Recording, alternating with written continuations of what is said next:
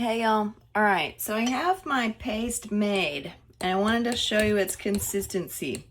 So it's such that when you kind of fold it over, it's not moving so much, like it will just kind of stay in place. It's still soft enough that you can make an impact on it, but it's not gonna be like so stiff that you can't move it. So I have a fork in my hand and I wanted to just show you a couple of ideas for how you can use your utensils to create textures. All right, so what I have now is just a couple of ridges.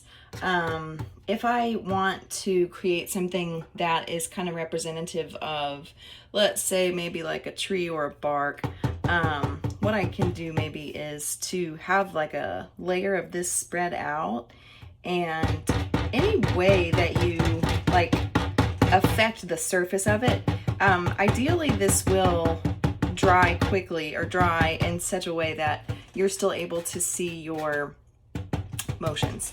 If you're getting something like this where your batter is a little bit too liquidy, what you might do is, okay, one option is to add more flour now.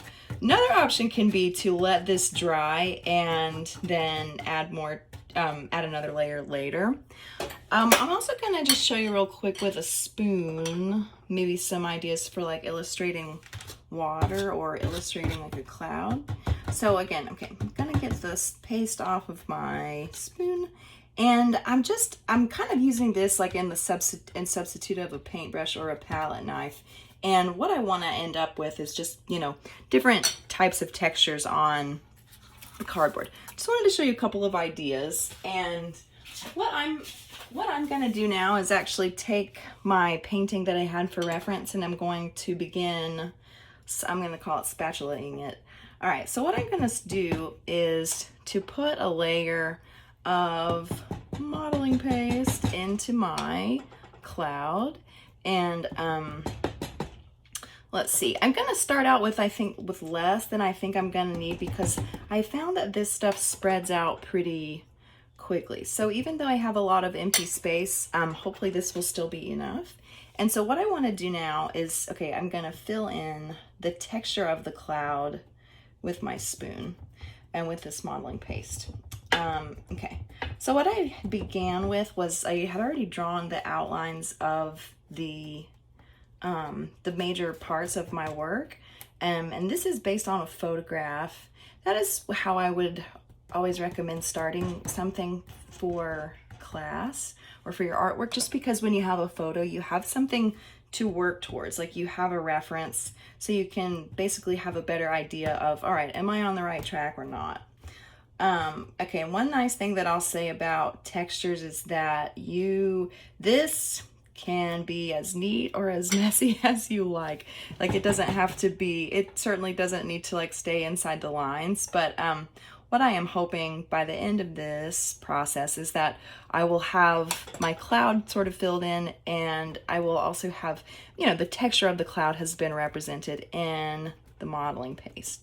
Okay, so what I've just been doing is just sort of like making an up and down motion with my spoon. All right, so I have this part. We'll just leave that for now. If I wanted to, well, okay, I guess we won't leave it for now. If I want to make this a bit more like swirly, let's say, or a bit more textured, what I can do is just kind of go back in and add or make changes how I prefer. All right, so we'll leave this. We will actually leave this for now. Okay, and now let's look at kind of some space for these mountains. So I'm going to use my fork for this one, and something that I'll point out is that your modeling paste will be thicker the longer it sits out, the longer it kind of gets drier. So that is something to be aware of, that you will have experiences with different consistencies. So I'm going to do this again by just spreading out the modeling paste onto my cardboard. And let's see what happens here. Okay, so this space that I have in the center is actually the lake, so I'm gonna leave that plain. All right, so what we have is, got all this stuff. What I think I will do, because this area of the composition is actually the farthest away from the viewer on the ground. So what I'm gonna do is try to make it have some texture, but not too much. So I think what I'll do is I'll just try to stab it a little bit. So I know that sounds a little violent, but what I just have is a few like pricks from the prongs of the fork.